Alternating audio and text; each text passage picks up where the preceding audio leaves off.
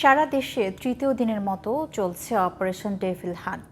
সোমবার রাত থেকে এখন পর্যন্ত অপারেশন ডেভিল হান্ট অভিযানে আরও প্রায় ১.৫ শতাধিক আওয়ামী লীগ ও এর সহযোগী সংগঠনের নেতাকর্মীদের আটক করা হয়েছে। সারা দেশের প্রতিনিধিদের পাঠানো তথ্য ছবিতে আরও জানাচ্ছেন আব্দুল মালেক। অপারেশন ডেভিল হান্ট অভিযানে মঙ্গলবার গাজীপুর মহানগর থেকে ৬৯ জন ও জেলা থেকে ১২ জন আওয়ামী লীগ ও সহযোগী সংগঠনের নেতাকর্মীদের আটক করেছে পুলিশ। এর আগে সোমবার অভিযানে আটক ৭৩ জনের মধ্যে ৪২ জনকে আদালতের মাধ্যমে কারাগারে পাঠানো হয়েছে।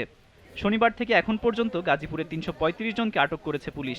আমরা পুলিশ থাকতে মানুষ যদি নিরাপত্তাহীনতায় ভুগে, সেটি পুলিশের জন্য ব্যর্থতায় প্রমাণিত হয়। আমরা এটিকে ব্যর্থ হতে দিতে পারি না। কোনোভাবে পুলিশ ব্যর্থ হলে একটি রাষ্ট্র ব্যর্থ হয়ে যায়। গত ২৪ ঘন্টায় ১২ জন সহ চলমান অপারেশনে কুমিল্লায় ১৯ জনকে আটক করেছে যৌথ বাহিনী। নারায়ণগঞ্জে অপারেশন ডেভিল হান্টে বিভিন্ন মামলায় ২০ জন ও আওয়ামী লীগের নেতাকর্মী সহ ৪০ জনকে গ্রেফতার করা হয়েছে। মেহেরপুর পৌরসভার সাবেক কাউন্সিলর মঞ্জুরুল কবির রিপন সহ ৩ জনকে আটক করে আদালতে হাজির করেছে পুলিশ।